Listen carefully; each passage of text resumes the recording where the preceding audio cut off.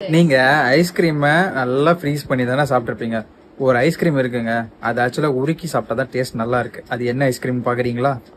So இதுதான் actually ஃப்ரீசர்ல இடம் இல்லைன்ட்டு இந்த ஐஸ்கிரீமை வந்து கீழே வச்சுட்டோம், அது உருகிடுச்சு. இது வந்து இந்த அமுல்ல சாக்லேட் ப்ரௌனி. இது ஆக்சுவலி ஃப்ரோசனா சாப்பிட்டா நல்லாவே இல்லைங்க. ஆனா இந்த மாதிரி உருக்கி கூழ் மாதிரி சாப்பிட்டேன்னு வச்சுக்கோங்களேன், நல்லா இருக்கு ஆக்சுவலி. ஆனா என்ன ஒரே பபுள்ஸா விடுது. அது ஆல்ரெடி ஃப்ரோஸ் பண்ணி தான் இங்க பாருங்களேன், அதுல இருந்து பபுள்ஸா வருது. என்னன்னு தெரியல கைஸ், நொற அடிச்சு போயிருக்குது.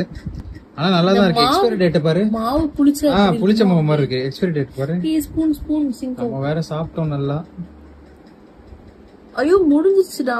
போய் சொல்லாத, டிசம்பர் வரைக்கும் இருக்கு. நான் என்னால கொட்டி இருப்பேன் அத. ஆனா கைஸ் இது உருகுனதுக்கு அப்புறம் பாத்தீங்கன்னா ஏதோ ஃபுல்லா நொறையா தான் இருக்கு. பாருங்க எவ்வளவு நொற அடிக்குதுன்னு. இல்ல ஐஸ்கிரீம் உருகுனா இப்படிதான் இருக்குமா? நம்ம மோஸ்டா உருகி சாப்பிட்டதே இல்ல. உருகுனாலும் பால் மாதிரி தான் இருக்கும். இந்த மாதிரி நொற அடிச்செல்லாம் நான் பார்த்தது இல்ல. இது வந்து இந்த சாக்லேட் ப்ரௌனி ஐஸ்கிரீம் வேற. இல்ல இது கெட்டு போச்சா? சாப்பிட நல்லா தான் இருக்கு. ஏன் இவ்வளவு நொறையா இருக்கு? இங்க பாருங்களேன். இது நொற அடிக்கிற ரீசன் உங்களுக்கு தெரிஞ்சா கமெண்ட்ல சொல்லுங்க.